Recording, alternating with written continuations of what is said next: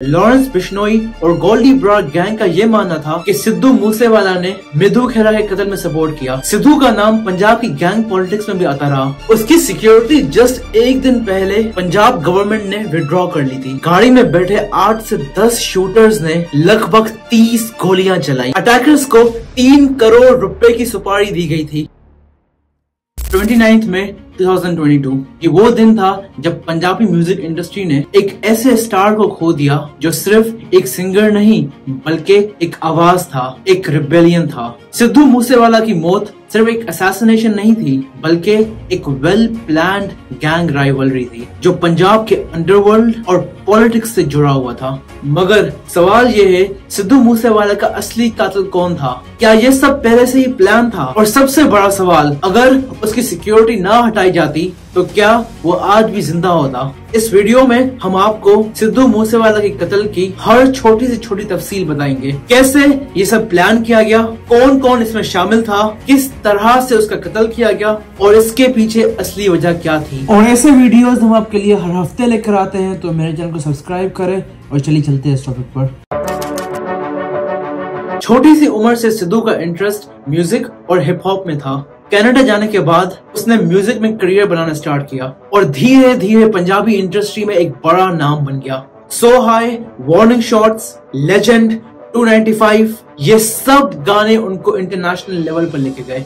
लेकिन उनकी पॉपुलैरिटी के साथ ही उनके दुश्मनी बढ़ने लगे। उनके गाने गन्स, पावर और पंजाब के गैंग कल्चर को रिप्रेजेंट करता था जो कई पावरफुल लोगों को पसंद नहीं आते थे। सिद्धू का नाम पंजाब की गैंग पॉलिटिक्स में भी आता रहा। उसके दुश्मन काफी टाइम से लॉरेंस बिश्नोई गैंग के साथ चल रहे थे। ये राइवलरी तब और तेज हो गई जब एक और गैंगस्टर विकी मिधु खेरा का कत्ल हुआ। लॉरेंस बिश्नोई और गोल्डी ब्राड गैंग का ये मानना था कि सिद्धू मूसेवाला ने मिधु खेरा के कत्ल में सपोर्ट किया। इसके अलावा सिद्धू मूसेवाला खुद भी AK-47 चलाने की वीडियोस और फोटोज की वजह से कंट्रोवर्सी में आ चुके थे। उसकी पॉलिटिकल राइवलरी भी बढ़ रही थी क्योंकि 2022 में वो कांग्रेस पार्टी से इलेक्शन लड़ना चाहते थे मगर हार गए। ये सब वजह बनी उनकी जिंदगी को और खतरनाक बनाने की। 29 मई 2022 दोपहर का वक्त था। सिद्धू मूसेवाला अपने महिंद्रा थर में अपने 2 दोस्तों के साथ मूसेवाला गांव में जा रहे थे। उसकी सिक्योरिटी जस्ट एक दिन पहले पंजाब गवर्नमेंट ने विड्रॉ कर ली थी, जिसके बाद उसके साथ कोई गार्ड्स नहीं थे। जब वो जावाहर के विलेज के पास पहुंचा तभी एक व्हाइट बोलेरो और एक करोला ने उसकी गाड़ी को ब्लॉक कर दिया। गाड़ी में बैठे 8 से 10 शूटर्स ने AK-47 और AN-94 राइफल्स से लगभग 30 गोलियां चलाई। सिर्फ 2 मिनट के अंदर अंदर मूसेवाला खून में लथपथ हो चुका था। उसको मानसा सिविल हॉस्पिटल ले जाया गया मगर डॉक्टर्स ने अनाउंस कर दिया सिद्धू मूसेवाला अब इस दुनिया में नहीं रहे।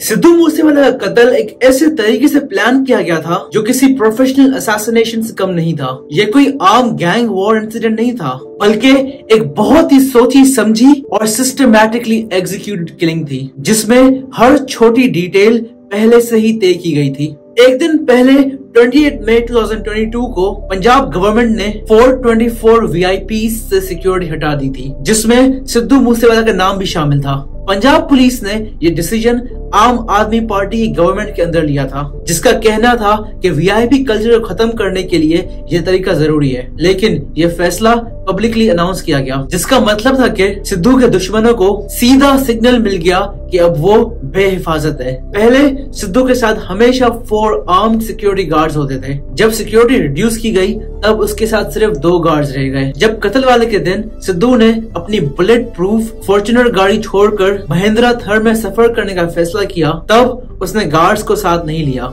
ये सब कुछ शूटर्स के लिए एक परफेक्ट अपॉर्चुनिटी बन गया था। अटैकर्स पहले से ही मूसेवाला की हर एक मूवमेंट को ट्रैक कर रहे थे। ये भी कहा जाता है कि उसके करीबी लोगों में से ही किसी ने गैंगस्टर्स को उसकी लोकेशन दी थी। शूटर ग्रुप के कुछ लोग पहले से ही मूसेवाला के गांव में थे और उसके डेली रूटीन का एनालिसिस कर रहे थे। मानसा से 3 किलोमीटर दूर एक अनआइडेंटिफाइड पर्सन ने गैंग को मूसेवाला की निकलने की खबर दी थी जिसके बाद शूटर्स ने अपनी गाड़ियां उसका रास्ता ब्लॉक करने के लिए लगा दी थी। अटैक से कुछ घंटे पहले मूसेवाला की लोकेशन एक व्हाट्सएप ग्रुप पे शेयर की गई थी, जिसमें गोल्डी ब्रार के लोग भी शामिल थे। ये सब बताता है कि ये एक अचानक हमला नहीं था, बल्कि एक हाईली प्लान्ड असैसिनेशन थी। अटैक में जो वेपन्स यूज हुए थे वो मिलिट्री ग्रेड लेवल के थे, जो आमतौर पर टेररिस्ट ऑर्गेनाइजेशंस और ट्रेन्ड असैसिन्स यूज करते हैं। अटैकर्स के पास AN-94 असोल्ट राइफल्स थी, जो रशिया की एक एडवांस वेपन है और ऑटोमेटिक फायर मोड में चलता है। AK-47 और 9mm पिस्तौल्स भी यूज की गई थी, जो हाईली डिस्ट्रक्टिव होती हैं। मूसेवाला की बॉडी पे 19 गोलियों के निशान मिले, जो दिखाता है कि शूटर्स का टारगेट बिल्कुल क्लियर था, सिद्धू मूसेवाला को जिंदा नहीं छोड़ना।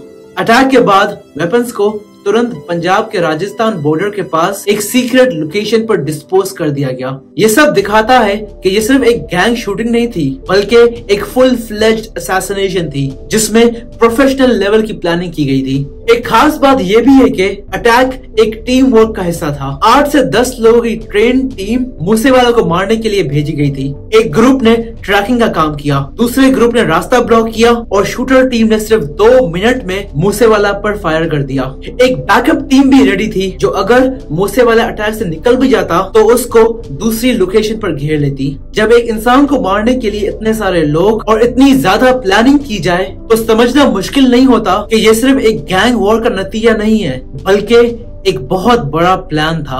एक प्रोफेशनल असैसिनेशन का सबसे इम्पोर्टेंट हिस्सा होता है अटैक के बाद का एस्केप प्लान। इस केस में भी किलर्स सिर्फ 15 मिनट के अंदर अंदर पंजाब राजस्थान बॉर्डर की तरफ निकल चुके थे। शूटर अंकित सिरसा और दीपक टीनू, उन दोनों को एक दूसरी गाड़ी में राजस्थान भेज दिया गया। अटैक में यूज होने वाली बुलेरो और करोला गाड़ियां चुरू, जो एक राजस्थान का शहर है, उसमें जलाकर डिस्ट्रॉय कर दी गई। वेपन्स पाकिस्तान से स्मगल किए गए थे और अटैक के कुछ दिनों में ही उनको वापस स्मगल कर दिए गए। पंजाब पुलिस को 3 दिन तक अटैक के मास्टरमाइंड का पता नहीं चला, जो दिखाता है कि प्लानिंग कितनी परफेक्ट थी। Canada based gangster Goldy Brar ने एक फेसबुक पोस्ट के जरिए सिद्धू मूसेवाला के कत्ल की जिम्मेदारी ली। गोल्डी ब्रार, जो लॉरेंस बिश्नोई गैंग का मेंबर है, उसने कहा कि ये कत्ल विकी मेदुखेरा के बदले में किया गया। लॉरेंस बिश्नोई गैंग का कहना था कि मूसेवाला गैंगस्टर कल्चर को प्रमोट करता था और उनकी गैंग के मेंबर्स के अगेंस्ट था। लेकिन कुछ लोग ये भी मानते हैं कि मूसेवाला की पॉलिटिकल एम्बिशंस और उसकी पॉपुलैरिटी भी उसके खिलाफ एक बड़ी कॉन्स्पिरेसी का हिस्सा था। ये अटैक सिर्फ एक गैंग राइवलरी का नतीजा था या एक पॉलिटिकल सेटअप था? ये सवाल आज भी कई लोगों के जहन में है। पंजाब पुलिस ने लॉरेंस बिश्नोई, जग्गू भागवनपुरिया और काफी और गैंगस्टर्स को इस केस में अरेस्ट किया। इन्वेस्टिगेशन में ये सामने आया कि अटैकर्स को 3 करोड़ रुपए की सुपारी दी गई थी। शूटर्स खुशहाल चौधरी, अंकित सिरसा, दीपक तेनू और एक कनाडा बेस्ड शूटर शामिल थे। सिद्धू मूसेवाला सिर्फ एक सिंगर नहीं था, बल्कि एक पॉलिटिकल फिगर भी बन रहा था। उसका कांग्रेस ज्वाइन करना और इलेक्शंस लड़ना कहीं न कहीं उसकी सिक्योरिटी को और वल्नरेबल बना रहा था। कुछ लोगों का ये भी कहना है कि पंजाब के पॉलिटिकल लोग इसके पीछे थे और उन्होंने जानबूझकर उसकी सिक्योरिटी रिमूव करवाई।